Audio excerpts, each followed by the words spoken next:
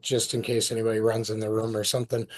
So first of all, I'm Ward. If you don't know me, I run Matt Psycho Wrestling, and I've run, I don't know, 4 war zones now, and I love it. It's the best way to get the kids mat time without all the pressure. And we keep listening to all these professionals and legendary coaches, parents of really good world champions, explaining to us that the way to go is not what we've all gotten used to, pushing kids through bracketed tournaments every week and putting that pressure on them. So I loved it so much, I wanted to bring it to as many people as possible. I see a need for it in Michigan right now. And ultimately, I'm not in competition with anybody, but I do want to improve the product for everyone. And I believe a monopoly is a bad thing. Competition forces change. So here we are. So Jason Layton, who's on with us, is the creator of WrestlingTournaments.com, created the software for Warzone and Rapid Brackets, and is constantly improving the product. And everything we've asked for, we've gotten. So it's been great working with them.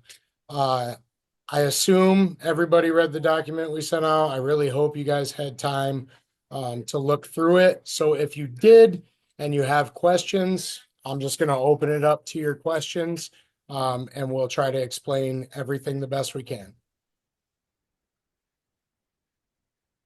While you're thinking about questions, just let me jump in and say a thing or two, Ward, if you don't mind. Uh, Absolutely. so I'm the leader of the WrestlingTournaments.com team. There are 6 of us. Our primary mission is to improve wrestling across the nation by providing better organization. We believe that wrestling is a fantastic sport that's awesome for children, but there's some barriers to entry and some reasons that people don't stay with the sport. The main reasons are that events take too long and that we're not beginner friendly. As a result, we've worked on this entire paradigm to just make things really efficient and organized so that way it's great for children of all experiences and that new families can get involved in a timely fashion. Our main goal is rating the children accurately. We believe that once all athletes are accurately rated, it's just going to be easier to track them and to keep them involved in the sport. And in addition to building tools for managing tournaments, we're also building tools for managing teams, just so that way you can be a better job as a coach, so that way you can keep track of all of your athletes. When it does come to tournaments, we believe in a really fair equity split for everyone involved. What I mean by that is it's important to us that the equity is appropriately shared between everybody who's doing work at the events.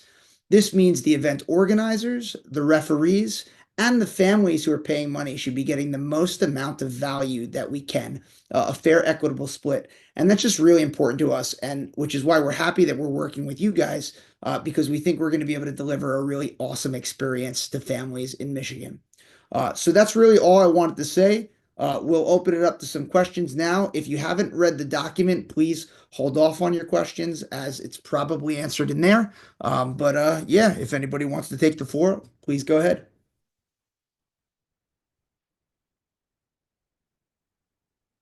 Okay, so someone just said we haven't seen the document.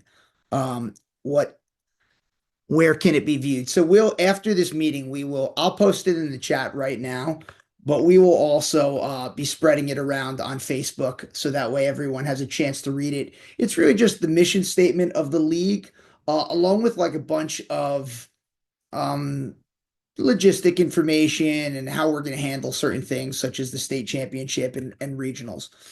Uh, there you go. Okay, so somebody just asked, and that is in the document. No, you do not have to be part of a club. You can wrestle unaffiliated. For clubs that do register to be part of the league, there is a pretty good discount for all athletes that are in their club. But I think it's an extra $5 that you'll pay if you want to be unaffiliated to join events. Hi, everyone. My name is Mylinda.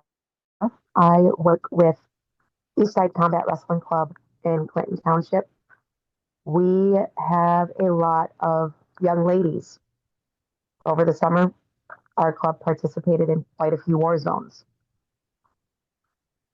It got to a point where even myself as a coach would not register my daughter because she's eighth grade, she's heavyweight, she had to wrestle 17-year-old senior boys in eighth grade. That My that son, my son was easy, no problem. But what's the hope to do to build for the female side of it as the sport grows? okay, so I want to speak to just one of the things that you mentioned there, and then I'll adjust the females in general. But the issue that you had is anytime we have a child that doesn't necessarily fit with a lot of the other competitors there. So if you're a heavyweight, really at any age, it's a lot harder to pair you than the average person, their age and weight. The average athlete, their age and weight, we've got no problem matching up. Um, an eighth grader should never be paired with a 17-year-old. If that happened, that was probably manually done by the event operator after speaking with you. It's not possible in our software without first like getting approval. But one of the things that helps with that sort of thing is getting people to register early so that way others can see that there are potential matchups for them. We do guarantee refunds for this reason because we want you to be comfortable registering early. That way, if there is no one who's going to show up, uh, we can, you get your money back and it doesn't hurt you. The roster is public also so that you will know in advance. As far as building a larger girls' presence, I know that Ward plans on having a girls' state championship alongside with the boys. We haven't worked out the weight classes yet, but it's definitely going to happen. And that is somewhat outlined in the document as well. But there's nothing really that we can do other than having an organic movement to back the girls. I know that Travis Smith is running what will be the largest girls only Warzone event in our company's history so far, and that is planned in April. So if you can support that, that would be great. But we're open to suggestions if you have good strategies for getting more girls to attend. We do have the ability to give girls their own Warzone where it's like girls only that could run concurrently with the boys. And we can also obviously enable challenge matches so that way girls can do their own thing. And we do have a rating system for girls only as well. But again, it's all dependent upon how well is it supported. If we have a lot of girls or a lot of athletes that are around the same age, weight, and skill, everything works really well.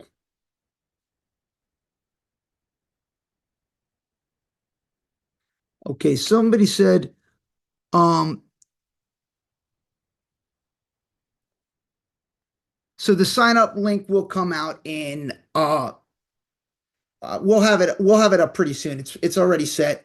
We just want to make sure that the clubs can begin registering by August. But there's a whole in the document we outline what the schedule is like.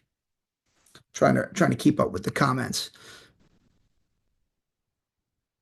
Someone said with the tournament not being cap is the I don't know what that means. That was me. Sorry about that. Daughter loves war zones. We've been to quite a few of them, but with the tournaments not being capped, do you guys feel like you're going to run into concern with the scheduling time as far as in being there for an hour or two or an hour and a half? Oh no, the tournaments are all capped. Okay. So Okay. I thought, and I misread. No, so just so you know, all war zones when the event is set up, specify how many matches they want each athlete to get, along with how many mats are available and how long they would like the event to take. This is a precise mathematical thing where uh, it lets us know that hey, this event can fit 250 competitors and it will automatically sell out if we reach that number. As soon as it sells out, I receive a message. I reach out to the event tournament director and let them know your event is sold out. Would you like to add time, add mats, or leave it sold out? And as far as the duration that each competitor stays at the event, that's completely based on how many matches we want to give them.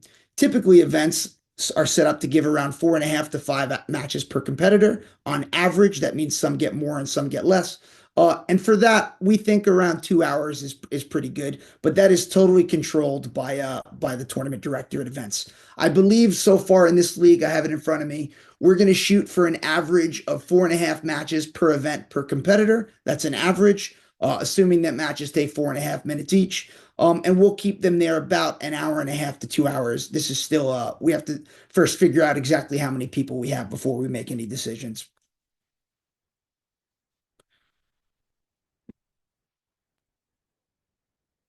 Hey Jason, I got a question. Sure. So this is a little bit down the road. Um so like this is just talking about the regional portion of it. Like I read it, it makes sense as far as like each region gets its own regional. But how is that being set up, that portion? How is like the regional being set up? Because I know during the other weeks it's just you use the website, you match up, and then those two kids wrestle. But at regionals, how does that look? Yeah, sure. So with all the events leading up to regionals, we're going to use Warzone, which isn't a tournament. It's just an organized way of pairing children together in skill appropriate matches.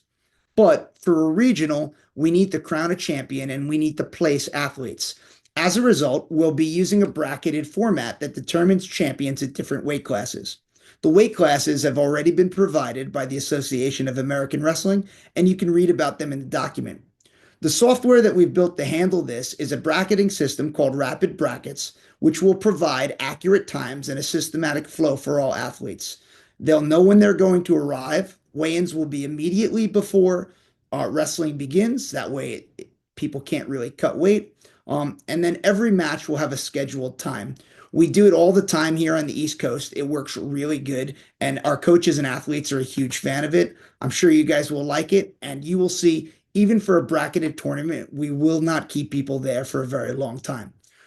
Those who place in the regional will qualify for the state. Top four automatically qualify, but there will be opportunities for others to get into the states if the bracket is not completely taken by the top four of every region.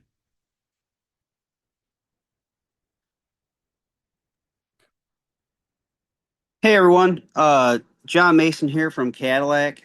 I just wanted to, I got more of a comment, I guess. I just want to let you guys know. So, in Cadillac for our youth, we're typically in Nîmes, and I want to say that I took my son to one of these things that Ward was running, and we had such a great experience. I think that this is a superior format for all the reasons that you already mentioned. And I did notice that for the most part, everyone in our area, they didn't really have any real knowledge of the specific Warzone format. And for like a lot of our novice meets, it's like sort of similar. People weigh in and they put the weight class on their hands, and then kind of parents are matching them up. So it's like similar, but not nearly as organized as this. But I just wanted to say that I know that you guys are trying to kick this thing off. You definitely have my support. I'm really interested in trying to help Taken Cadillac involved because we do host a number of tournaments throughout the year for the high school and novice, etc.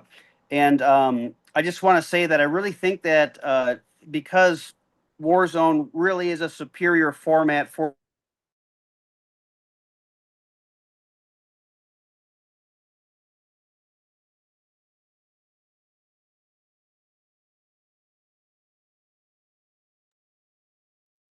Anybody else just lose John? to my board to do what we can. And I don't think that it's going to necessarily replace what the club's already committed to with like Nîmes with that style. But I think that it very well could over time. Hey, Jason, do you think it would be okay if I shared with him some insight about what happened when we presented this to Nemois? Sure, go ahead, Neil. So we presented to Nemois back when Mario Flores was still the one running it, and we talked to the two pairers, and one of them was very nice about it, thought it would be really cool. And then the other one said, well, let's not be too hasty. Let me think about it. And then she proceeded to get on the phone and call everyone to be sure it would never happen. And so what you're going to run into is pairers is a paid position with USA Wrestling, and they feel that they have a vested interest in ensuring that track wrestling is still the primary system. So what you will run into with trying to present it to them will be that it's that there are people who make money doing it, even though we told them, go ahead and keep paying them, you do whatever, we don't care, so unfortunately, what you're dealing with is that there are people that just kind of knowingly will hold us hostage, sitting in gyms longer than we should, to get less matches and take way more time doing it because it's their bottom line. I mean, I don't want to be mean, but that is the truth. Thank you for that. Do you think so? Just trying to understand what you're saying. Sorry if I'm interrupting anybody. I'll try to keep it brief. So, are you saying that that I may find resistance in presenting this to my club specifically because of No, like no, pressure? not Oh, to your okay. club, to Nemois. I Ah, might have misunderstood what your intention was, but that sorry. is I, what I was. happened. Yeah. Yeah, I, go ahead. I'm sorry. No, I apologize. My point is just that, of course, every club wants to be part of some sort of organization so they can wrestle other people. And Nîmois is what we participate in now, and it's fine. Don't get me wrong, it's fine. I'm just saying my point simply is that I really think that this war zone is just simply a superior format, period, and for all the reasons that everyone you guys have already talked about. And I was just saying that I don't think that necessarily this will replace the whatever the establishment is because everyone is used to doing things a certain way. But I really do think that this could supersede it, in the future. I We hope we so. we'd like to become we'd like So to help them eventually. can I I'm sorry, kind of go ahead. add into that? So I'm a official, not a coach, not a club director or anything like that, but I've officiated my way, NAMWA, MHSA, Warzone. Um, I think that each of the above have their place in wrestling, right? I definitely think Warzone is fantastic for those kids that we are trying to get more mat exposure to, and their parents might not have time on a Saturday or a Sunday to spend a whole day at a wrestling tournament or 6 hours at a wrestling tournament. As well for officials, it's way easier to get officials for a Warzone tournament because they're only going to be there for 4, maybe 6 hours. There's the sessions are broken down way differently, to where they're 2 hour chunks. The breaks are a lot nicer, for your high school officials, for your even MHSAA guys like me who I've come in on a Sunday and I've already worked 3 tournaments this weekend and I want to break from the mat, a little bit on a Sunday. These Warzone tournaments are hugely great, especially for the novice wrestlers. I do think even, as the experience grows and gets heightened, is even those wrestlers that are more experienced, it's a great way to get them the mat time. And I think that's what I hear the most from coaches, parents, at Warzone tournaments I've done is it's great. Our kid got to wrestle 6 times in 2 hours, and part of me hates it, but part of me also loves it. Um, and there's goods and pros and cons to both and either. As long as parents are aware of what they're doing to their kids, I think there's no problem with it. So there are a couple of things you mentioned, that are just kind of like norms that we've gotten used to at war zones around here. One of those being like a lot of people say, "Oh, it's especially good for our novice wrestlers." Um, but the thing about this is, as long the competition level is what it is, you're going to get paired with equal ratings. So as long as there's other skilled kids there, you're going to see those other skilled kids. So it's great for everyone. And that's what I love about it. It is Yeah, that Yeah. aspect. That's like another reason for our push, right? Is to like bring this to not just the novice wrestlers, but now the skilled guys as well. And then the fact that you're going to get to see people every week that you won't necessarily see in your bracket at state. They might be a weight above or, an age above. So it's going to be great for everybody. And the more wrestlers As we have a in the system, the more even those matches are. and as an example of that, when we were doing the Michigan Revolution ones during the COVID time, there was a war zone that had literally 4 different state champions in it. Like, as in, they were all the same age and same weight, and they all wrestled each other, and they loved it. I think it does get a reputation for being only for newbies, but like my son was pretty elite when he was in middle school and he just started, just beating the crap out of a bunch of kids. So Jason said, "Hey, are you okay with him wrestling up to high school?" And we went and did that, and it ended up being good for him. So it is good for both the kids that are more advanced and the kids that are less advanced. I think part of the problem is we never get to see that perform the way that it should, only because of the fact that people usually want to run war zones when the regular season is not going on. So we usually just have small war zones. And we can do that. The software will definitely do that, but it would be if we could get like the numbers that you typically see at, say, an MMWA or a My Way tournament, the war zone would run like smooth as glass Yeah. and everybody would have appropriate matches. But we have to get people to commit to doing it at that prime time. And unfortunately, people for some reason have cold feet to do that. But if you guys did that like in the middle of the season, like, January, December, even February, you would get such an amazing experience. And I think that's hard for all of these tournaments. I was actually just talking with another head official earlier today about that and how hard it is to get tournaments for youth because you got to have officials, you got to have table workers, you got to have a pair, you got to have all these people to run this tournament. My understanding of the inner workings of Warzone is you need about half as many people as far as the pairs, the head table, and that sort of thing goes. That guy can be completely off-site, doesn't even have to be there, which makes it way easier to run a tournament. But middle of the season can be difficult when we're adding in more things. I would love to see more stuff on like a Friday night, and I think Warzone has a great platform for that. Personally, I sorry agree. to.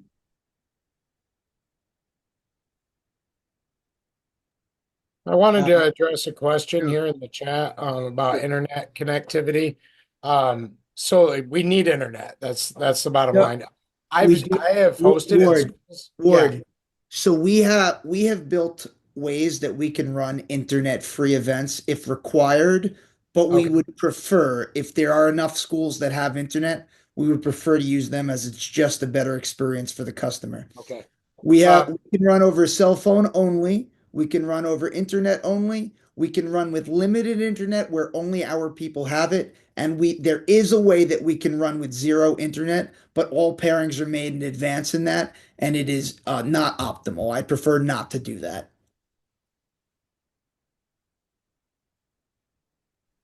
Perfect. Thank you.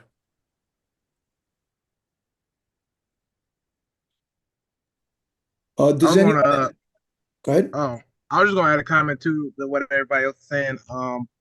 Shout out to Eric. Me and him just officiated recently together. Um, So no, 100%. Like I think this is going to be great. One thing I think that will be great about this is that it starts in November. It doesn't start in January. It starts in November. So it gives like especially like a lot of those new kids, right? So with my nephew, this will be his first year officially wrestling coming up. So him being a part of starting out with Warzone, getting those 4 or 5 matches on the weekend is going to be great for him, and then going into doing some of those other leagues. So I just wanted to make that comment as well. Want more beginners? I'm just going to answer someone's comment as to which day of the week there's going to be. In the document, we do define a lottery, and pretty much the lottery is going to give choice in order of who wins the lottery to when their events are going to be. They'll get to choose the week and the day, but we're going to try to avoid more than one event per weekend unless you're in a region that has, I believe it's over 700 people. So it will be up to the host whether it's on Saturday or Sunday, and that way they can do their best to try to avoid competing events so that way children will have more opportunity. So I got a question to that too because I read that as far as the lottery. I um so each region will have lottery. So I assume that say for instance a club wins it, they pick the day, but that also means that they can't be a part of the lottery the following week, right? Or is it going to be a continuation between all the schools and it's like a list 1 through 8 who gets the decision each week? Okay, so it's not going to be done one week at a time because it needs to be done in advance. So we're going to really try to schedule the entire season at the beginning of the year. The teams will apply to be hosts. Let's assume there's 8 teams that want to host. We'll do the lottery. Each team will get a position 1 through 8, and then they'll get to select the dates that they want. Cool, makes sense. So I have a question. I got a question about the club management tools. So I'm assuming everything is still going to be handled through wrestlingtournaments.com. Is there going to be additional tools to the coaches and club directors that are not currently there? Yeah, so this is what I've been spending all my time right now working on. Even though we're running a lot of events right now, I'm really focused on the club management side, because that was actually one of the first softwares I built. And we've got a ton of tools for you guys that you'll be able to use to control your club if you want to use it. You can continue doing things the way that you've been doing, which is fine, or you can begin using our platform to handle memberships if that's a thing for you. It does practices. It does. You can offer lessons. You can mass message your program. You can sort by age and weight, so that way you can only speak to a certain select range of athletes to schedule practices. It does a lot. We're currently recording videos to explain how it all works. You asked the question though. I believe you wanted to know for people that aren't currently on the platform. Is that correct, Sean? No, like so my club, we have, I mean, my team is registered already through wrestlingtournaments.com, but it looks like there's a lot more stuff that's going to need to be done as far as, there's insurance payments, then there's like the actual club fee as well as individual athlete fees that are all going to need to be paid at some point to be a part of this organization. Is that all So going to be done through these tools? yes, so our league management has an onboarding process that your only job, we're going to give you a link. You're going to send it out to all the athletes, and it's going to handle getting them in the league, and making sure that they're in the league. It's going to be that simple. You send a single link out, that's it. After that, they can register for events, and the insurance and registration stuff will all be kind of pretty simple and done at checkout. We already have it now. The only thing that we need to build specific for this league is a way to include the insurance payment into the league registration. That'll take us, a day or two to do. So yes, when you send the link out to the athlete, they're pretty much going to be signing up for the league in one shot. And after that, it will just be up to them to register for individual events. Perfect. Thank you. Hey, John Mason here Yeah. again from Cadillac. I have a quick question. Can someone speak to like the financials of what hosting an event looks like? And what I mean, where my head's at simply is when I go talk to my board about it, it would be good to try to understand like, hey, is this something that is going to generate a profit where we may be able to like, and take the money and put it back into the club, or is this something that we expect we're going to be losing money on for a while? Can someone maybe speak to that? Um, I believe I just shared my screen. Can you guys see my screen? I can. Great. So when you go to set up an event and you click set up an event now, there's something when I go to set up a Warzone, there's something at the very top called the Warzone calculator. And this will show you exactly what you can expect at the event. So I'll try to make it a little larger. So this is explaining exactly how many competitors I could have if I had 4 mats. And I can move here and change the number of mats to figure it out. But we also right below have a financial calculator. And this will totally explain to you what the finances of the tournament will be, what your costs will be, what your revenues will be, and how much you can expect to make. We did some calculations like back of the napkin ones, and it seems pretty much, Ward, I don't remember what you came up with, but the break even point is really low, isn't it? Like, what was the break even point? Yeah, it is really low. Obviously, it depends on your club in particular. But excuse me, when I get a school, I have to pay for the school. And I for $5 per wrestler, I needed 100 wrestlers to break even on my tournament. Um, of $500 it cost me to put on the tournament.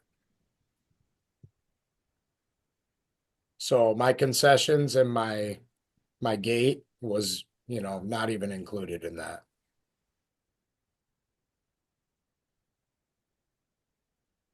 And Ward, I know you do a lot of these in Brooklyn. Like, what do you think your average your average gate is, or your average amount of wrestlers? Like, the last 4 or 5. Like, how do you think about that?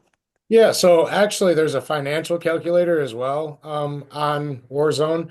And so it tells you right there, you can plan on 1.5 to 2 spectators per wrestler you have registered. We charge $3 admission, and I don't charge 10 and under. We're not going to charge 10 and under for the league either. If you want to make money off of 10 and under, sell candy at concessions. But when I had 200 wrestlers, I think our gate was about 800 from our last tournament. And then we spent about 400 on concessions and completely sold out, and made another 600 off concessions. It's it's extremely difficult to lose money on a wrestling tournament. Um, I've only had it come close one time, and that was when I hosted a My Way tournament. And the only reason was it's a bracketed tournament, right? So you need an award for every single weight class and age group. So I had awards for all of those kids, right? And then it turned out registration numbers were low, part of being a preseason tournament and the flyer not being pushed out quickly enough. Our registration numbers suffered, and I pretty much broke even on the tournament. But I had awards to give out for my next 3 war zones, so that was a plus. And I would say just anecdotally, like there's a whole collective of clubs here down in Monroe County that their little tournaments are their fundraisers. So it's absolutely viable for you to say, well, we're doing this as a fundraiser. And if you want to do that, that I honestly, at least around here, that's pretty much the main fundraiser for the clubs.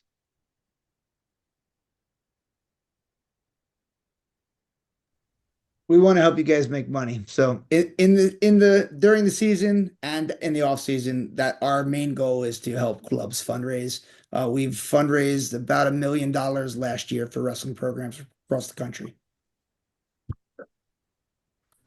So Yeah, and I mean that's obviously part of what we want to do with the league.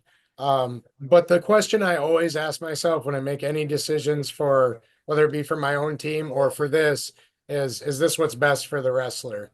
Is this what's best for the athletes? So if the answer is ever no, then like we don't do it, right? So I want you to fundraise for your club, but you don't have to make 15K either, by charging $20 admissions, $6 admissions, $20 registrations, um, ridiculous concessions. You don't let people bring in food, so they have to buy your concessions. None of that's going to fly with this league.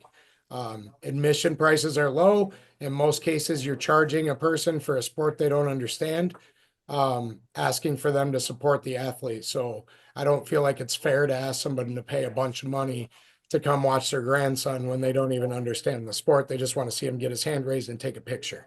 And they're going to buy your food while they're there. And I don't think it's fair to overcharge an athlete, say $20 in some instances, getting 2 matches. And sure, it's up to the kid to not lose. I get that. The other aspect is I've seen round robin tournaments where they're supposed to get 3 or 4 matches, but a kid didn't show up that day and they're not going to re-bracket because track wrestling doesn't allow them to do it that easily, or whatever their excuse is. So then in that case, you're paying $20, you're still only getting 2 matches, and they're probably not even evenly matched. Hey, Ward, to that point too, I just want to make another point that might not be all that apparent to people who are not super familiar with Warzone. But a lot of these other leagues, part of the reason why they charge so much for spectators is because those spectators are taking up bleachers for 4 to 8 hours of that event, right? So that's a big benefit to war zones is because of these 2 hour wrestling windows. You don't have most of the spectators staying put for 4, 5, 6 hours. So because Or of the that, parking lot. or the parking lot, great point, Neil. Yep. So because of that, we don't have to charge an arm and a leg for spectators. Just like Ward said, the spirit of this is increasing accessibility and a superior product, right, and an experience. So we can charge a very reasonable fee and not worry about overcapacity in our areas because you have 2 hour groups of kids and their parents and family members moving through. So that's just something to keep in mind if you guys aren't super familiar with how they operate.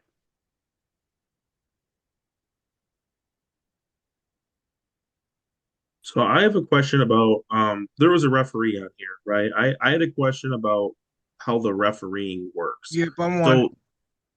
So currently the way that my understanding is of the current Warzone system is that the the hosting um the hosting team or whatever provides the refs, right? A lot of times it's your high schoolers or whatever it happens to be. But here it says, we got to pay $15 an hour for each ref, and that's fantastic. Um, but how does that work? Is the league going to have refs, and are they going to be actually doing some sort of training, kind of the way, let's say, like Hey, Memway works or Yeah. My Way works hey, or no? hey, So Warren. go ahead. I was going to ask, would you prefer? Because that's a good question. I'll say, would you prefer, like the directors of each region kind of be responsible for getting those officials? I think I think that would be the best way to then Demetrius, they should be responsible for getting certified officials or make sure that the young kids that's doing it, um, just doing it. I think So having the directors do it. honestly, can I so speak on this a little bit? Sorry, Ward. we're gonna have a ref that's in charge of certifying our refs and training them. Not with any sort of referee certification that exists nationally, just our own certification developed with our team and this ref. So the host club will supply refs. Most of the time, you use like your varsity wrestlers. And then when you host a tournament, you submit your refs' names in your Warzone tournament setup 21 days before your event date minimum. That gives our referee time to train them and certify them. And then if they want to ref other tournaments outside of the one their school's hosting, they're welcome to do that, which the regional directors will help coordinate. So, can I just make a slight suggestion by chance on that? Yes, please. Um, so my way, I like the way my way sets up their referees personally. So I came from the West region originally for my way. Now I'm in the Northeast region because I moved across the state. Um, However, we would have a meeting at the beginning of the year in the West region where we would put it out to a bunch of high schoolers. Hey, we're looking for referees. And we would go through and we would host a kind of training clinic where we had two of us MHSA certified refs that have done some regionals, maybe even done some states, um, where we would kind of just go over the basics of mat running with them, get them so that they had an understanding, watch a live match, and kind of have each of them go through. That way, at the beginning of the season, we have a whole bunch of these referees that are already certified. And then we're not trying on 21 days before a tournament to not only get a referee scheduled during a wrestling season, potentially to work out, but also a bunch of high schoolers at the same time. Like this could be done on a Saturday and we could eliminate the 21 days potentially, where we have 15, 20 refs in a region that are already certified, potentially, and then they can just go and do that tournament. Not that they have to do every single tournament, but how can you put this on a bed? I got it. There you go. Yeah. Stop. I won't You eat gotta, them. you gotta mute your Stop. mic. I won't. I'm going to put them on your bed. Ward, you can not mute not him. trying to overstep their word at all, but just a thought. Yeah, no, Yeah. obviously, obviously we're young, right? Like this was Yeah, created a few weeks ago. Um, correct. so I like to have your input as a referee, and we'll certainly kick that around. I Uh, just know that during the wrestling season, I get really busy. Yeah, for You sure. know, three, And 4 days a week I'm reffing, and on my off days, my wife really prefers it if I spend with her. Um, right. And in it- my experience, so I've seen in the comments, some people have a hard time getting refs, um, which I understand. I mean, I don't understand because I've never had an issue getting high school kids or kids fresh out of high school. But at the same time, I mean, I've been coaching for 9 years, so some of my former wrestlers can now ref. Um, so I'd be open to maybe discussing that a little more about getting a pool of refs, which actually um, there's a feature on Warzone that can help you do that. Or on Yes. So we don't really advertise it, but we have a searchable database of employees. Um, even our half our tournament directors don't know about it. We'll show everybody this year. We'll onboard the referees, and it'll just be a little easier for you guys to find one another. yeah, and I kind of would piggyback off what Eric said too about the way that my ways get their officials and stuff like that. I just think the way that they do it is it makes it a lot more simpler. I don't know if I missed this in the docs or not, but are we doing anything for as far as in coaches? How many coaches can be on the mat? What do you need to obtain to be able to coach? As far as in like safe certified, things of that nature. So I really like the way war zones are set up now where anybody can coach. I can also see where there could be some potential issues with that as a league, especially when you have like the same people in the gyms every week, right? Um, and 600 as opposed to 200 wrestlers. Um, so that's something I would like to get input from all of the club directors on. But as far as like making coaches jump through a ton of hoops, these coaches run clubs, right? So I'm not really for making them jump through a bunch of hoops to coach. I am for having someone that knows what they're doing, Matt side.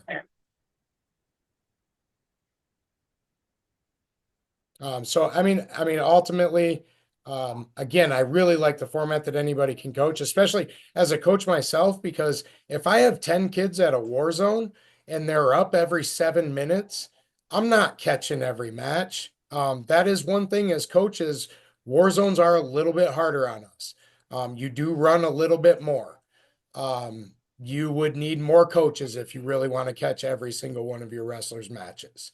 But at the same time, they wrestle multiple times that day. And if you need to evaluate a kid, because for me, when my kids go to a tournament, that's their test. I try to keep my kids from wrestling every week because I don't think you need to be tested every week. You need to be tested once in a while. So the tournament for my kids is a test.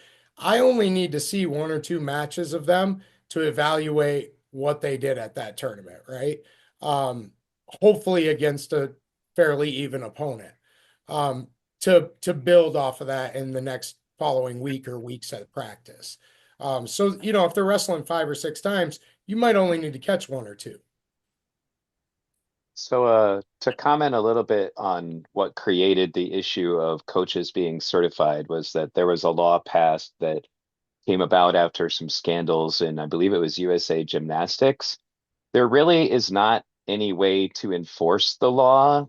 And as a result, like the organizations like AAU, My Way, New Way, USA, they all came up with their safe sports certifications and background checks and all of that other stuff. But I can tell you there's an enormous league named Ohio Quest, for example, where nobody's getting certified. Nobody's looking at any of the coaches to see who they are or what they've been doing or whether or not they're any good at it.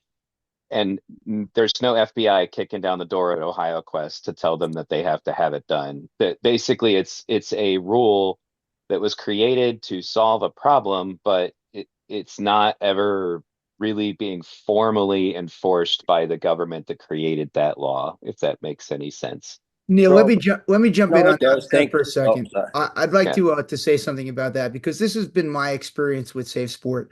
So first off, the Association of American Wrestling does stuff with Safe Sport, so there will be something involved.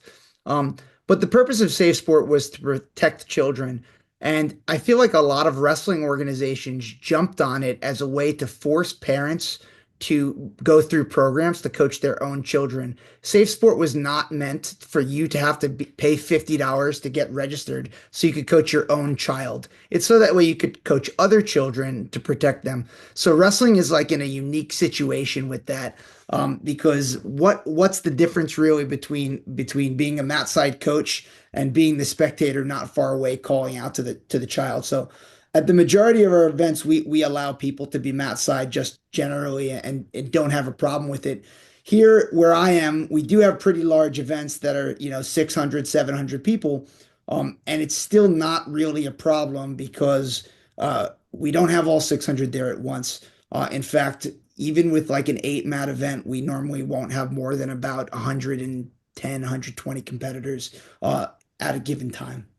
Yeah, thank you for answering that because just like MMWA and first time wrestlers, you see a lot of parents wanting to try to make a relation and get down there with them, either and learn the sport as well. But they pay even though they don't know any information about the sport, but they still pay that membership just so they can be mat side and Right. and try to get that pin photo shoot. Yeah.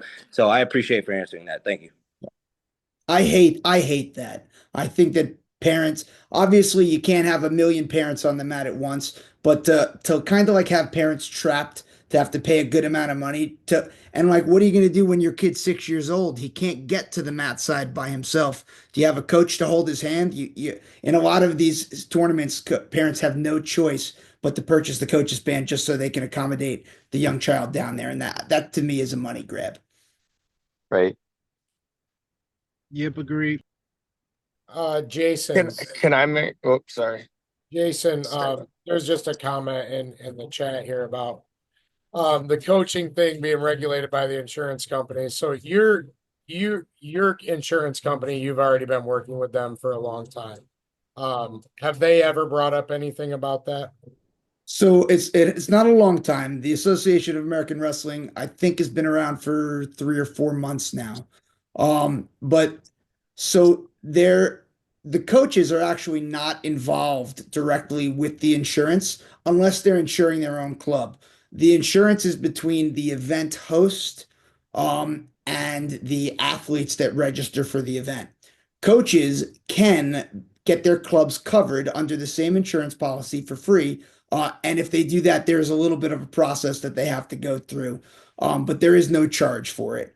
But out of the gate, what we're going to be doing is making sure that the athletes are covered at the events. If you want all of your athletes to be covered at practice as well, please just speak to me and I will show you what needs to be done.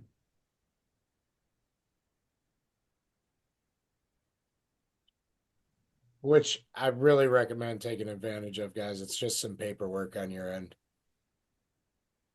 So, um, can I make a comment about registering coaches and all that jazz?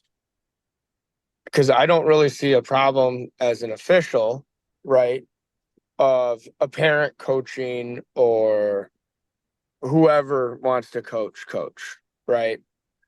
However, I have also worked tournaments where people do not respect the boundaries of officials. Whether that is somebody coming into the circle or whatnot. And it's happened to me a couple of times at a My Way tournament. I don't really care who has to be registered, whatever, as a coach or a parent or whatever. And I'm not even saying that we should kick them out. What I am saying is sometimes people do get really, really, really involved in their kids' matches. And I would like to see more of these youth organizations have more like a high school format of discipline for those people. Whether it means that if you're the guy who's a hothead parent, that means that you can't coach your kid for a week or two until you can calm it down, or there has to be some way to keep control of those very, very few and far between loose cannon parents. But we all know that they're out there. We all know they exist. And I'm sure clubs have had to deal with them. I know as an official, I've had to deal with them. And there has to be just some way to hold those people accountable, is all I would look for as an Yeah, official. you're 100% right. Actually, my club, I have parent citations. I really do. They're printed and on my desk. I've only had to give one. But if you get three, you're out of my club. And I've never had to kick anybody out, thankfully. But yeah, I do think that you have to remind people that they're accountable. We're in a position to help these kids develop. And in some cases, like somebody said in the comments, our referees are kids too. And it's on coaches to help them develop. Two things to help. I think in a war zone, it's way more relaxed in my experience. So you don't get as much of that. Um, I do agree that if you charge the mat and come on the mat, um, there should be some sort of corrective action. Um, and I'm okay with exploring that further. Also, I had another point here. Oh, so I'm sorry, I lost it. I had a really good point, guys. Um, It about the was oh, I'm sorry again. So coaching. I as coaches and these other leagues, I've never had any officials or leagues train me on how to correct a score, how to address a referee. It's almost like I feel like sometimes they almost want you to go crazy. But there is a very easy process. You walk to the table, you raise your hand, the ref notices you, the ref comes over. I typically follow the rule of I follow every question. First of all, I pose everything as a question and I use sir at the end of every question. Okay. It needs to be a respectful exchange. I also think that not that we would do this, but at USA Wrestling Central Regionals, it's the first time I've ever had a challenge brick. Okay. It was a lot easier to throw a brick than start screaming at somebody. I got my video review. Awesome. Um, Same sort of thing at Tulsa. You can get a video review, um, and there's a process to doing that. So I think it's important that we educate these coaches and parents on that process. I 100,000% agree with that statement. Yeah, and like so something else that with the club that we got going on, what we're making all the parents do, because we have already discussed it. What we're making all the parents do, we're making them sit through a PowerPoint that we're making, and it's we're calling it the tournament etiquette. So like if you're in the stands, how you're supposed to act. If you're down on the sideline, just like you said, Ward, if you got you're coaching, comes go to the table, raise your hand, and wait for the ref to acknowledge you. So we're making everybody that's an adult uh go through that, do that as well. Yeah, I mean, obviously, the more help with the clubs involved in this league, like you guys are doing your part to educate the parents and anybody that's going to be mat side. If you're a parent and I tell my parents, if you're mat side recording, you don't need to argue the calls. That's my job. You don't need to worry about the score. That's my job. You're there to take your video, get your video, and leave the refs to me. So I tell my wrestlers the same thing. Leave the refs to me. I would Just to also comment say on that a little bit, it's really for the kids and their confidence. I've seen at a lot of Warzone tournaments, and my name is Justin, wrestling out of Fowlerville, but I'm happy that more regions are coming through so we can get some closer tournaments. But a lot of the kids are not focused on brackets or medals, and they get quality matches. I've seen kids literally come off a match getting teched, and they're looking for the next one because they don't have a parent or somebody in their ear saying, you lose two more, you're done, or you lose this one, you're done. We got to go home. I'm not doing this. But that's one thing I've seen with war zones, that the kids' confidence is a big booster, knowing that they're just getting quality matches and they're not looking to walk away with a big medal. Yeah, that's actually a really astute observation. I've come to the same conclusion. It's because there's no pressure of a placement on them. And honestly, I think that placement pressure in of itself is probably not healthy. I also work for Wrestling Mindset, and a great deal of my work is unwinding a kid's like unnecessary, anxiety, especially when they're little, that's based on that whole placement thing. That's actually one of the reasons why I've looked at it. And honestly, yeah, okay, I might take my kid to states, but if Warzone existed when my kids were coming up, I don't think I'd have went to a track wrestling tournament probably ever. Like there would just be no reason. I'm going to go get my developmental matches and then that's it. Um, Well, Neil, let Go me ahead. jump in. Let me jump here in here Sure. because Yep. somebody Rance mentioned before in the chat that he wants to know what his wrestlers are fighting for because some kids do like the bracket and do really enjoy the winning element of it, maybe being on the top of the podium. And we do believe that that is the ultimate goal in wrestling is to win a state title. It's to win the big championship and be the person on the top. And that does have its place in wrestling. Warzone seeks to be a developmental thing to get kids ready for the major tournaments. But just to make sure that you understand that it's not play wrestling because we will be seeding the regionals and state champions by their ratings. So there is a hierarchy and there is a pecking order, and the athletes will be competing with one another to be the higher rated athletes. So that way they can get better seeding in the states and the regionals.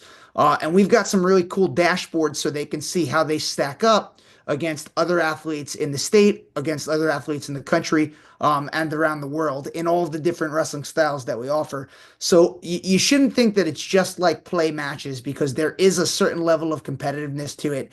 And I can tell you, the parents and the athletes are constantly checking and like they'll call us and be like, hey, why didn't we get this badge in our profile? So it does matter. People Yeah. care about the ratings and people do care about the results. People do not let us get away. If there was an incorrect result, they chase us down and make sure that it gets fixed. Um, Or even, or Golf. even Oh, I go was just ahead. gonna say, I was just gonna say this for both Justin and Jason. Even looking at it from this perspective, right? You talk about the kids want to look at stuff like that. I look at it like this, right? This is next year. This will be the first league for especially youth, uh, some middle schools, and some high schools, right? This will be the first league that they can start the year off with, right? And it makes a major difference because like I tell you, throughout the week, these kids are going to get anywhere 30 plus matches if you take them to a tournament each week. And like I said, especially for those novice kids or those younger kids, I get some of those older kids that have been doing it a while. They're looking for those medal stuff. But for the novice kids and some of those kids that haven't never wrestled, they get out there and they wrestle 5 days. Like I said, that's a big booster for them. And that takes them, and that leads them into they're going to want to do MMWA. They're going to want to do my way. Those 30 matches they get, I look at like preseason matches.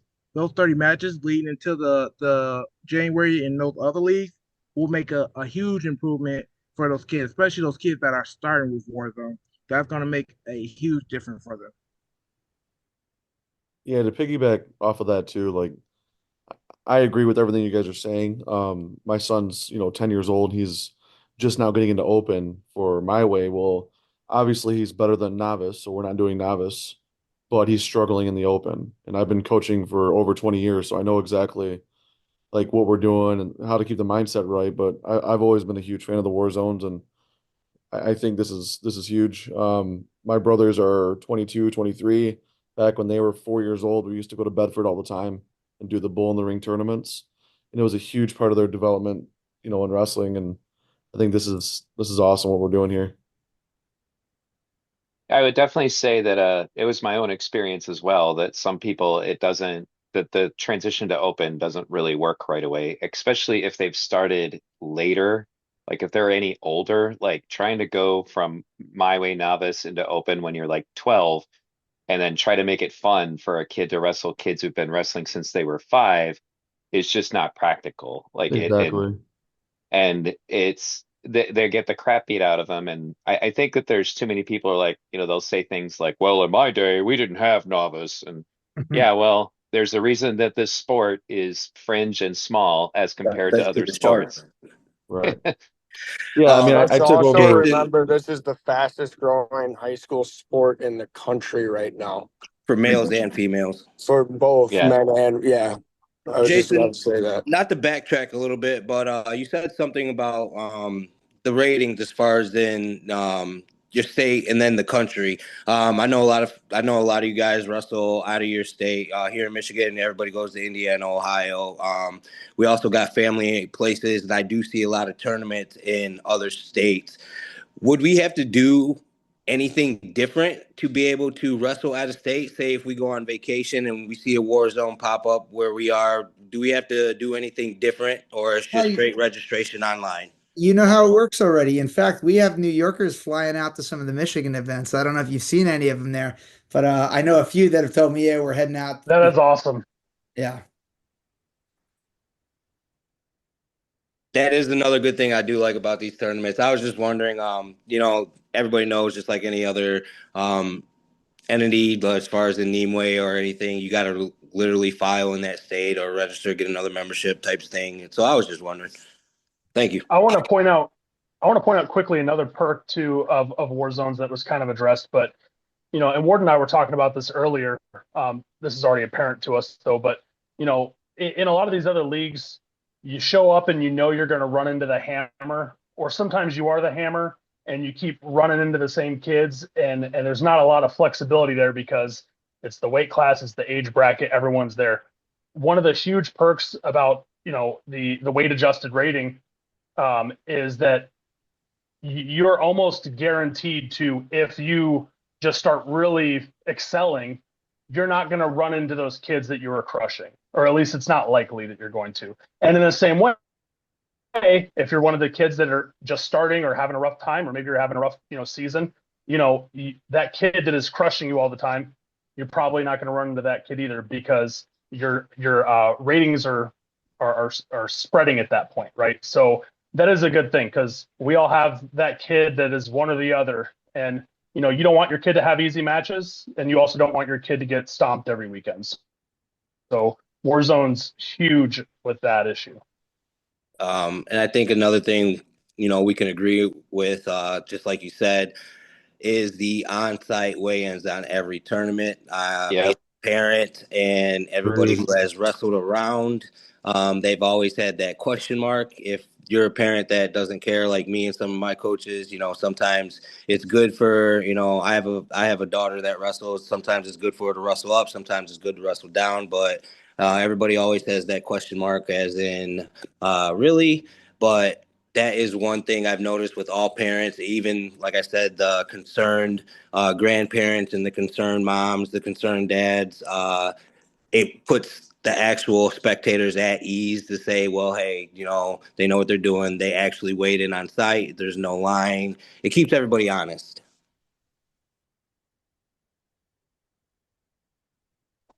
I was curious about something that just kind of popped into my head because I'm based out of Erie, Michigan. I'm looking at joining the Toledo City League with my school system, but that would be Toledo. But there are youth clubs in that area as well that would probably want to be involved in something like this, but they're technically from Ohio. I would imagine none of you guys are going to have a problem with them coming to your war zones, but they probably wouldn't participate in our state tournament, would they? That I believe that is correct. I think that's what we spoke about earlier. If it's going to be a state tournament, then it should be for the regions alone. Ward, if you disagree, let me know. I do No, believe I that agree with you. outsiders can come to all the war zones and participate, but at the end of the season, the regionals and the states are going to be for the league members. Yeah, And it's totally fair. I the figured. I was just regional curious. tournament is, yeah, if you live in that region, you could, you don't have to compete your war zones in that region, but your Yeah. regional has to be done in your region. I think some other people are trying to ask some questions and they haven't been able to get a word in. So, did anyone else want to ask any questions or have any comments?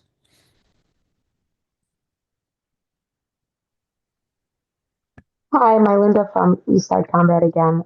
We wrestle with multiple different leagues. We're a club that we wrestle on season and off season. We're in Metro Region for my way. There's a huge problem going on right now that has not been solved. There's been things trying to be solved. My way Metro has over 60 teams that compete. Generally, when a tournament gets posted and registration is open, we're sold out. One of the tournaments sold out in 20 minutes. Awesome. It's awesome, but if you're not a person that's literally sitting there on the computer at the time registration opens, your kids aren't going to get to wrestle. You might get halfway through your roster and only half your kids get to wrestle. Sure. They did try a couple weeks ago to put girls and novice at one school and then open at another school. But then you literally had families that were split with kids at two different schools, coaches having to be split between two different schools. So there's a huge need for other leagues in Metro Division. But if a problem like that was to present itself here, what kind of solutions would you guys try to offer? So I can speak about this because we run several leagues throughout the country, and I've seen this problem solved, especially with a league in Pennsylvania that we manage. Um, Obviously, we wouldn't be able to solve it immediately if we run our first event and we find out that the draw is so large. But what they've been able to do in Pennsylvania is just to specify teams in advance that are going to be attending events. And then after allowing the specified teams to get first dibs at the events that they're supposed to go to, then you can open it up to outsiders. And while we wouldn't be set up for that off the bat the first season, this is all stuff that I'd really like to attack that sort of problem programmatically. I think I'd be able to come up with a pretty good solution if that ever is an issue. Better than splitting it up at different locations because, yeah, you can't have families at two locations. We did discuss you could host two in one weekend. One club could host on a Saturday and one club could host on a Sunday, to help make sure every kid's wrestling.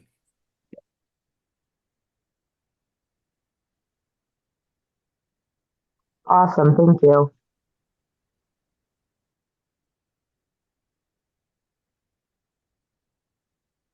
I had a question. Yeah, go ahead. For the host clubs, are they providing everything? I'm sorry if you guys went over this already, but I know my way, like they bring the clocks, they bring the mats at this point now. They bring, I mean, literally, we tape the circles on nights before, like all that stuff. I mean, I know we have mats, of course, but we have more gym space and field house space than we do mats. Yeah, so in the past, I've worked with other clubs to bring in. I had a tournament that I thought it was going to be huge, and I worked with some other clubs to coordinate mats, Yeah. uh, because I had the gym space, which is something we can do with regional directors, if that's needed. But um, if you're in the metro region, right, and you have that's a big schools, right? So you have plenty of mat space. As far as the scoreboards and stuff goes, we're putting that on the clubs, at least at first, because we're not in a position to put out that kind of capital to make sure we have scoreboards that we can transport around the state, like My Way does. That's not to say that that won't happen in the future. Um, but even for my last tournament, I borrowed some stuff from a local club.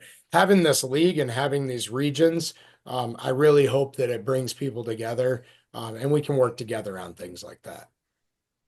Yeah. It really is a matter of building a community, and as Yeah. long as you guys all scratch each other's backs, you'll be fine. Yeah, I just try. I mean, I guess I have to reach out in our area to see who would have those clocks and stuff because we have nothing. Our club was down for 6, 7 years now, and I'm now restarting it again. So yeah, we have pretty much zero budget, but all the space in the world to run huge events. So, Um, I know that even at the high school level up here in the northeast part of the state, I mean, like Petoskey will bring a mat to Mayo.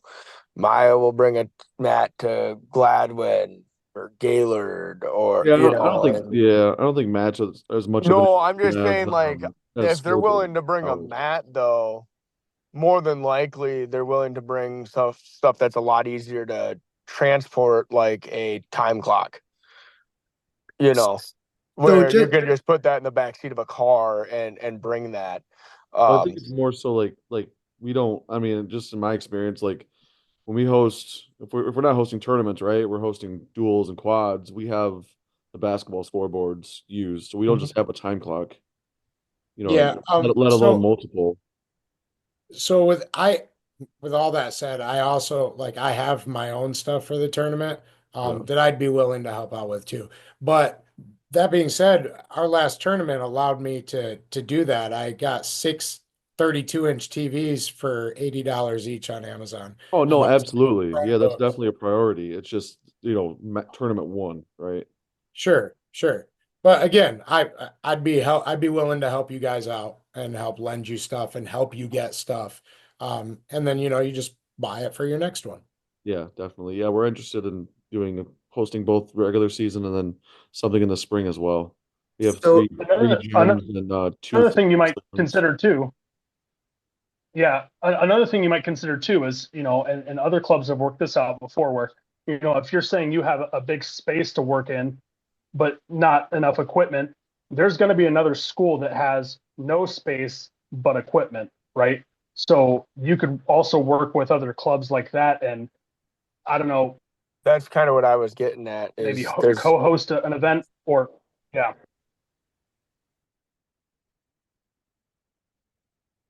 Yeah, no, I appreciate it. I just have to get back into the networking around here. Where are you located again? In Woodhaven. Oh, okay. Okay. Yeah. Yeah, you're not too far from me. You said is this the one that was in Erie? Yeah, I mean it's a drive, but it's not terrible. I Yeah. actually I have kids in my off-season club who are from Woodhaven. Yeah. I just saw Christian Colon pop up here. I just want to introduce him to you guys, especially you Metro Region Club. He owns a Sports Performance Institute in Farmington Hills, and they have some space there that he is offered to the community for rent. So if you're in that region and you're worried about having mat space, that's an option that we already have. yeah, I just want to introduce myself. Like I said, I'm Christian. We're huge proponents of the value of youth wrestling. My daughter wrestles in my way. Um, we've got tons of athletes here that of value from that. So I just want to say that in any way that we can support clubs, events, specialty events, duels, anything that can help the community that we can support and it makes sense to do here logistically and otherwise, let me know. We're looking to put ourselves out there as a place that can do some probably special events. So I'm at your service if we can work something out that makes sense. We just want to support the community and use the facility for wrestling. So thank you. That's awesome, Chris. Thank you.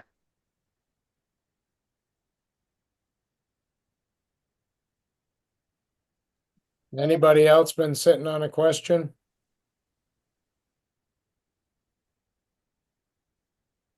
So how are we going to when we get to the regionals? How are we going to be picking the sites for that? Same way. Okay, so we got 8 teams. They all get the lottery. They all get one in the regular season. Then we just go right back do a lottery again for the regional. Then Yeah, There's just so going to be one there's lottery. Yeah, there's a so little bit different requirements for regionals. You have to be able to host everybody in the region. Everybody in the region has to have a chance to qualify for state. So that's going to reduce your list a little bit. And that's not to say they can't work with clubs and co-host and do it that way. But it's your lottery is probably not going to be 8 clubs that want to host. It's probably going to be more like 3 or 4. Of course, I yeah, hope I'm and I hope there's 20 in the region that want to Y- host and can. Yeah. So so what I'm asking to that point is, so like say out of those four, who gets the regional? That's what I'm asking. So out of the four that get Yeah, to it's get it's a random draw, completely okay, random. so that's what I'm asking. So like for the regular season setup, we do a draw for one through how many teams it is, and then they get to pick today, and then we do Right, another draw for regional. correct. Okay, Separate cool. draw for regionals.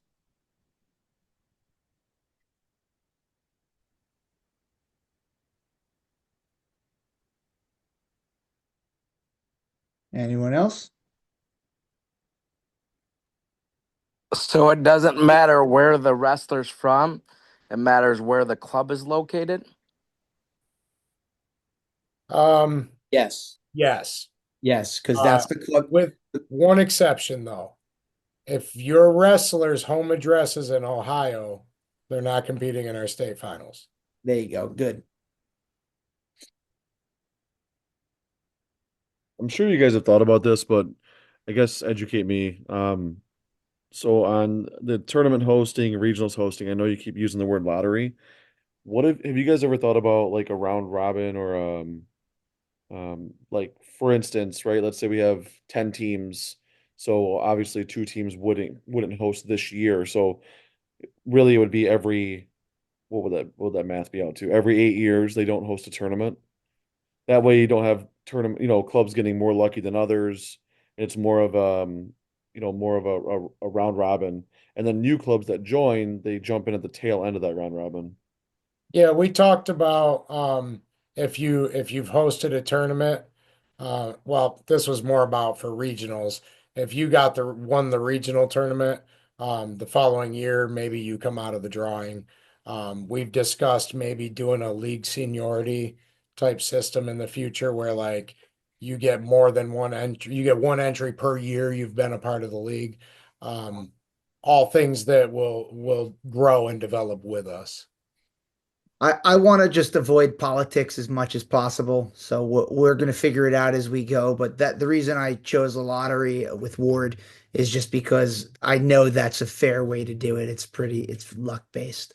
Yeah. Yeah, no, no, I get it. And the thing is like politics, like such as what he just said, where if you're in, it doesn't I guess the clubs that are new, for instance, my Woodhaven club, right? We were a club for a long time. My son was born, I stopped coaching, and now 6 years later, I'm starting the club back up. And or 10 years later now. Start the club back up. So our club, I guess, shouldn't be punished because I became a dad 10 years ago. Sure. Right. Now all of a sudden we're back in and we're year one, I already have 70 kids and I didn't accept any 4, 5, 6, 7 year olds. I, I'm interested in doing whatever's fair and best for the wrestling community. Absolutely. We are going to figure it out as we go, but I can promise you it will be fair. It's very important to our whole organization. Right. No, I get that. That's another thing that our leagues build on besides just the best opportunity is above board dealings, Yeah. ethical dealings. There's no good old boys club. There's no backroom handshake. You can have this tournament date. There's none of that. I'm vehemently against that. Yeah, no, I respect that for sure. I've always thought about that even with my way, right? Like we're trying to get into my way for next year because I know like we have the parents, we have the space, we have the experience to do it. But it's like, oh, you got to kind of jump in line and lottery, and it's like, okay, well, what if we don't get it? And and like Yes, others that say, that it's a system fundraiser is thing, right? So when you use it as a fundraiser, all of a sudden our club doesn't have the same luck as your club, then that doesn't make sense to me. right, which is another reason I fell in love with Warzone because I was like, well, I want to host my own tournaments and I don't want to use them and I don't, you know what I Right. mean? No, we're definitely gonna That's how host I it, like you found said. it. Mhm. So now I'm just hoping to help everybody else do that with, three times as many wrestlers as what we're used to. So yeah, I mean, I feel your pain. Their system that's used there is I think somebody just picks it. And the same kind of thing with dates, here's my top three dates I'd like to get. And for me, when I hosted one, it was my first time hosting, so I was kind of forced into none of the dates I wanted. I had to get a preseason date. And I didn't complain because I felt, for the way the system was, that was fair. Because I was new and hadn't hosted before. But I want to avoid that, like Jason said, as fair as possible. Thank you.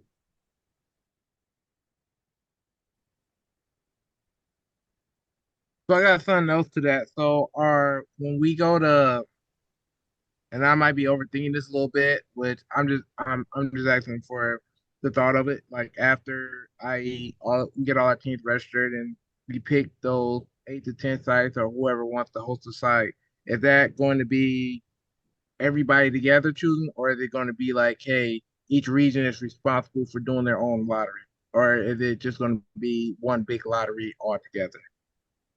Wrestling tournaments is in charge of that. So the actual website don't take care of all of that. Yes. Oh, nice. Yep, we want no politics. That's the whole purpose of it. There will be separate lotteries for each region. We will film it and record it so you guys can see it truly was random draw. No, that's perfect because, like you said, okay, so that's even better because none of us are actually touching it or nothing. It's all Correct. done by a computer.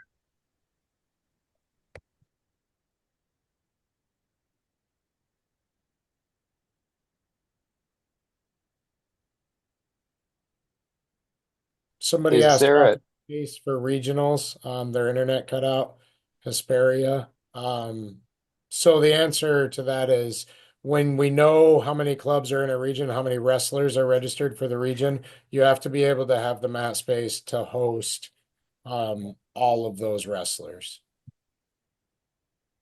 is Erie assigned to a region yet? Because like my next question would be if you happen to be in an area where there isn't one, could you still just participate? Everybody in the state is in a region as of right now. However, those are very tentative lines. And once we start to have clubs register, those lines will likely shift or grow a little bit. You are currently whatever region Monroe is in. I believe it's Okay. Metro. Okay. Um, yeah, I have a question about mats and mat surfaces. Um, so My Way and New Way or Nemwa and MWA and all these other places, basically anything that's not high school, has a habit of doing quarter mats at tournaments. Are we going to be allowing that, or are you guys going to say no? They got to be a half mat or bigger. We discussed this a little bit earlier. Sorry, I hopped on a little late. No, I don't mean in the meeting. Jason and I discussed Oh, it. okay. So I run, and this is Jason thinks is awfully small, but I run 12 foot circles for our tournaments, but I also have refs discretion, right? So if they're wrestling over in the other circle, but there's nobody in their way, then we can kind of follow those out of bounds rules that we all know and love. But if they're gonna run into another group, then we stop the action. I think a 12 foot minimum would be okay. And then if you have the space to go bigger, that's great.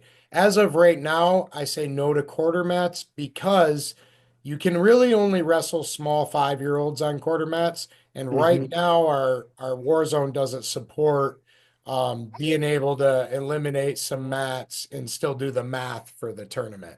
I'm Yeah. gonna get it. I'm gonna get it. We'll see. Maybe by season.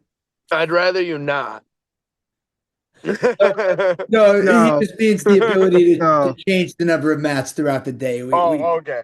I was Uh, gonna say I don't want to be doing quarter mats of because a course lot of not. times too, like I know when I'm training officials, I tell them, hey, look, it's better to be far away than close by. You can actually see more as an official, um, stuff like that. So a 12-foot circle is even really small for somebody like me who likes to have space. As well as, I mean, safety. You just really don't want to go any more less than 12 foot. I would feel that even 12 foot's kind of small, but I can I could agree with 12 foot because that's about a half a mat, anyways. Yeah. Yeah, and So then just to be clear, our state finals will be wrestled on full mats, whereas other leagues we don't even have that. Like, um, Yes, and New Way runs 9 foot circles at every single national tournament they do. I know. Yeah, my son was on quarter mats for his like last MMWA state tournament, and he was literally middle school age, so you would get to the leg and you're out of bounds. Yeah. It doesn't work. Please No, don't yeah, do no. that. I think everybody can agree no quarter mats.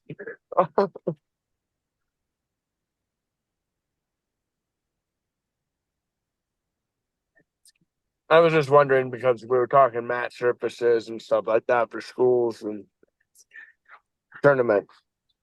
Yeah, So I mean and the way we're structured, is our regional And to director will be on get this site. correct, you can wrestle at any region during the season, correct? That's correct. Yep. And your matches will count. In fact, you can Can you say wrestle that again? I didn't war hear you. zones and rapid brackets outside of the league, and those matches will count for your requirements to enter regionals.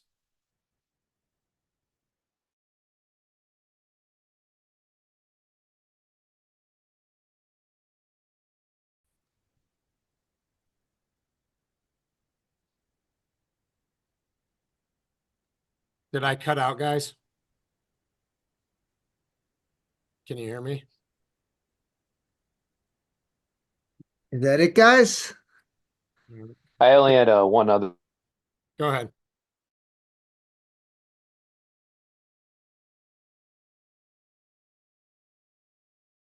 chip using your dual software, or is that like Not not on the table yet? It's not this year. I'd love to do something that's not necessarily related to the league. If someone wants to do it, we'll try to push athletes into it to support the event. We're definitely set up to run duels in a really exciting way. Um, but I think it should be in its own scope for now. Fair enough.